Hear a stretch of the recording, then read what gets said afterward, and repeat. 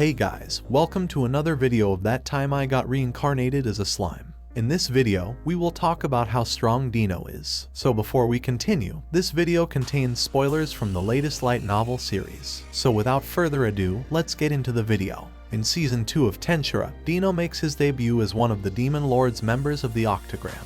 Referred to as the Sleeping Ruler, Dino is portrayed as a lazy individual who takes comfort in prolonged periods of sleep. Despite his laid-back demeanor, he remains mindful of his public image and avoids being the sole prominent figure. Little do they know, Dino is actually one of the Seven Primordial Angels, were a group of seraph angels created by Veldanava at the dawn of creation to aid him. They were all divided directly from the great Holy Spirit of Light. Now that we're aware that Dino is one of the Primordial Angels, let's go over some of his past. Dino once served as a servant-in-chief advisor to Veldanava, the Star King Dragon. In this role, he fought alongside Veldanava on the battlefield, earning the title of the greatest swordsman of that era. Once the world was tranquil and devoid of conflict, Veldanava assigned Dino the responsibility of being the Watcher. Dino's duty was to watch over humanity, monitoring their activities and providing reports. Accompanied by Pico and Gracia, fellow members of the Seven Angels of Origin, Dino traveled the world. During Dino's absence, a tragedy occurred. Veldanava and his wife Lucia were murdered by terrorists from another nation. Overwhelmed by grief and anger, Dino unleashed his ultimate skill, Astarte, annihilating the responsible nation. However, this revenge failed to bring him solace, and upon regaining his senses, Dino realized the emptiness of his actions. Contemplating the destruction of the world, Dino acknowledged the futility of such a drastic measure. Despite feeling responsible for the havoc caused by his passionate actions, he sealed off his power, ultimate skill Astarte, Lord of Heaven. This marked the moment when Dino became a fallen angel, devoid of purpose. Fortunately, his companions Pico and Gracia prevented his disappearance from the world. Although thousands of years passed, Dino continued his mission as a watcher, lacking a sense of purpose. His search eventually led him to Milim, the last remnant and daughter of Veldanava and Lucia. Reluctant to recognize Milim as his master, Dino observed her from the shadows while Pico and Gracia gathered information.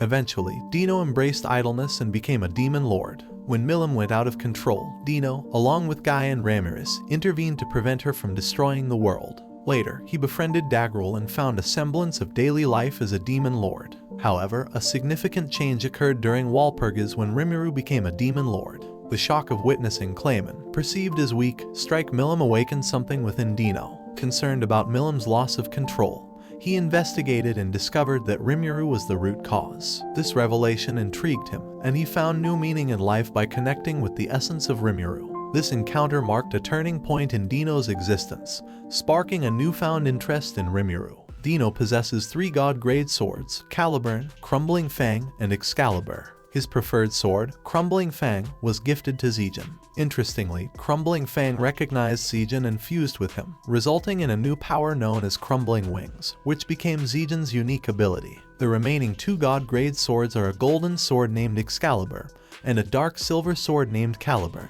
These swords, considered the most potent of all, were crafted from the core of a star. Dino, adept at wielding these contrasting swords, embodies his true form. His initial style involved wielding the Crumbling Fang, and it was through this that Ramirez realized Dino wasn't exerting his full capabilities. If Dino were to dual-wield these swords, his prowess would surpass that of both Albert and Glassword. In essence, Dino stands as the most formidable swordsman in this world. So now, let's talk about Dino's abilities. In Volume 16, during the dungeon invasion, Dino battles with Beretta and Apido, unleashing the power that he had sealed away.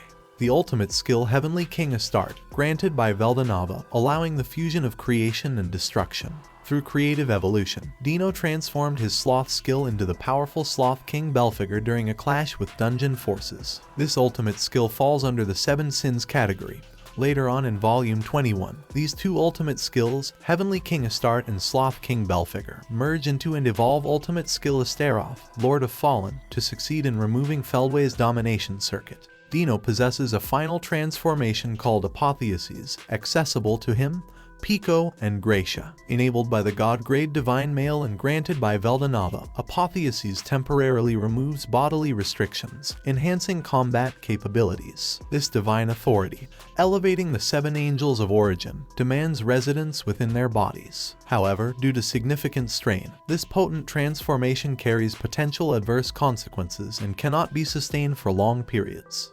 So this explains why, despite Dino being a lazy person, he still possessed overpowering powers that were hidden and was the strongest swordsman in Tensura. I'd like to give a big shout out to my top Patreon supporters: Adam Hallmark, Carl Stefan Bernadel, Big Boy J, Cheesebean, Kevin Matthew, Quest Nix, Corrido, and Jason Torres. I also want to acknowledge our top commenter of the week. Thank you all for tuning in. I'll be back with more content soon, so make sure to hit that subscribe button.